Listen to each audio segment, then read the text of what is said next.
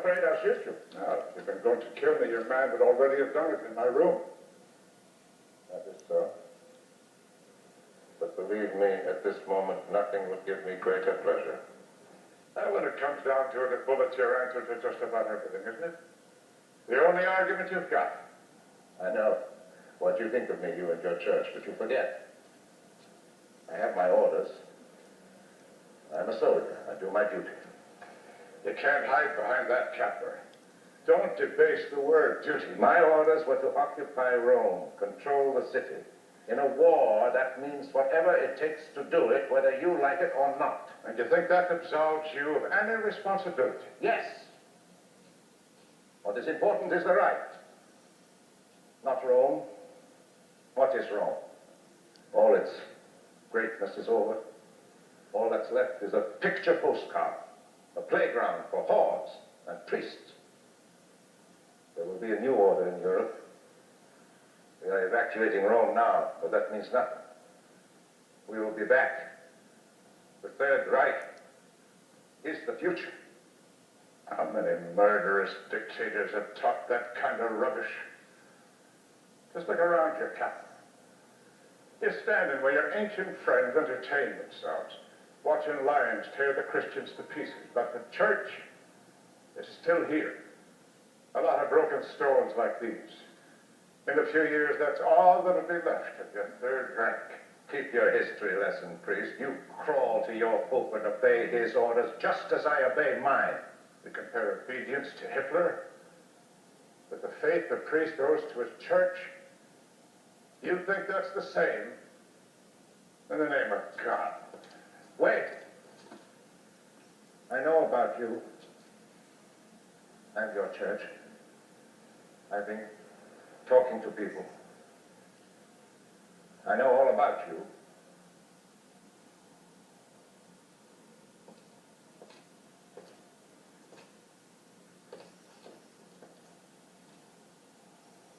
What is it you want from me, Captain?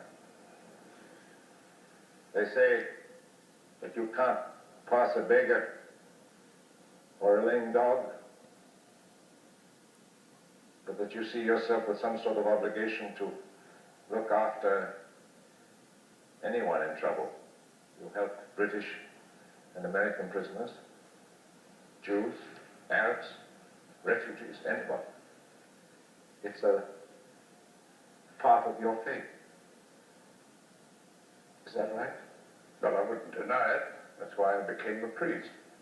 Brotherly love and forgiveness. That's the other half of what you believe. True. True.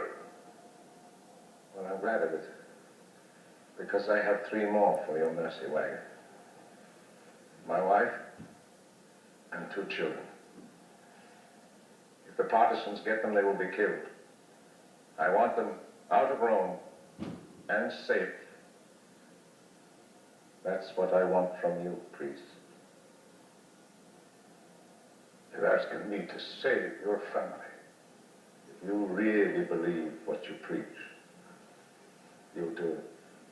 You expect me to help you after what you've done. You think you can demand forgiveness. You think it comes automatically just because you want. I'm not talking about myself. You turned this city into a concentration camp. You tortured and butchered my friends. You violated every principle of God and man. I can't believe it after all you've done. You want mercy. I told you. For my family. They're just part of you. Part of what you stand for. They've taken whatever they could get without a thought for the suffering all around. And now you demand that they be saved. I'll see you in hell first. No. You're no different from anyone else. All your talk means nothing. Charity, forgiveness, mercy. It's all lies. You hear me?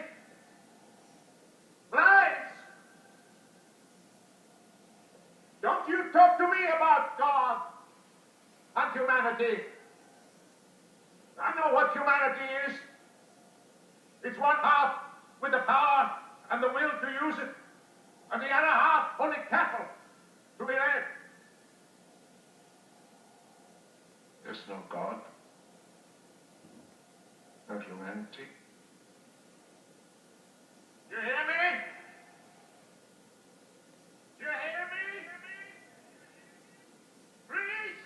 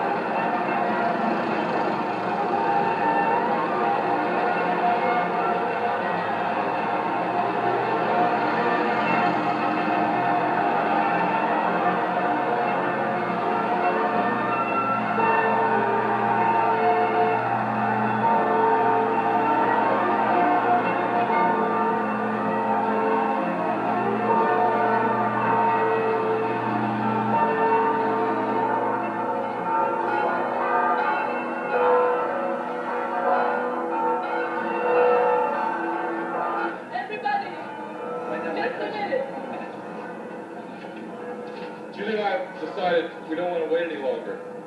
We want to be married. We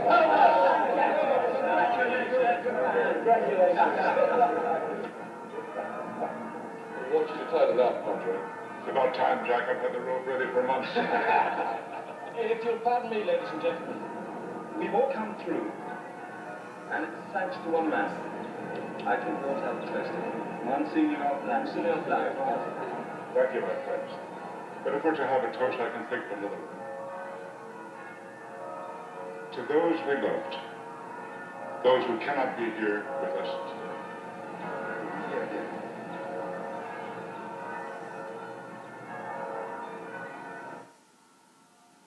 This is only the first inquiry into your activities as head of the Gestapo here in Rome. So you deny the systematic use of torture on suspects? The accepted methods of interrogation were used. That is not our information. I only did my duty. Tell us about the pipeline. Oh, come now, Colonel. It is quite obvious that after your forces retreated, you were ordered to set up a secret line of communication. Colonel Kapler, we know all about your wife and children. Mina, isn't it?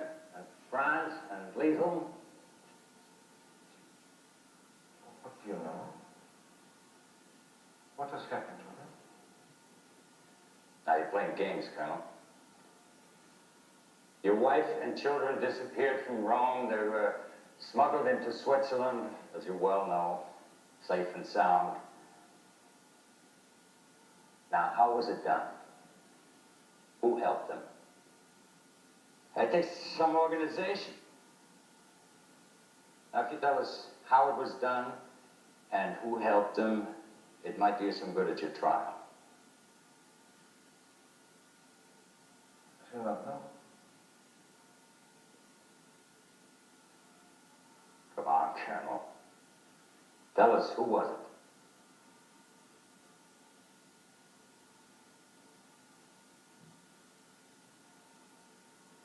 I do not know.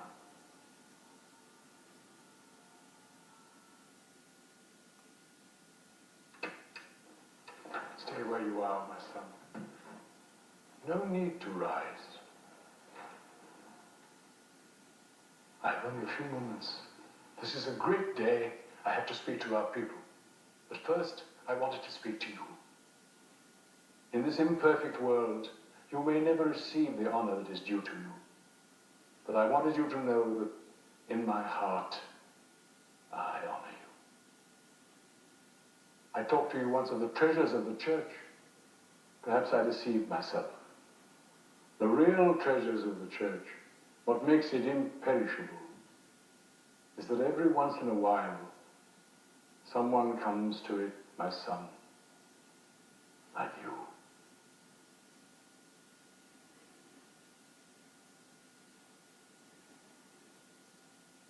May the Lord watch over you.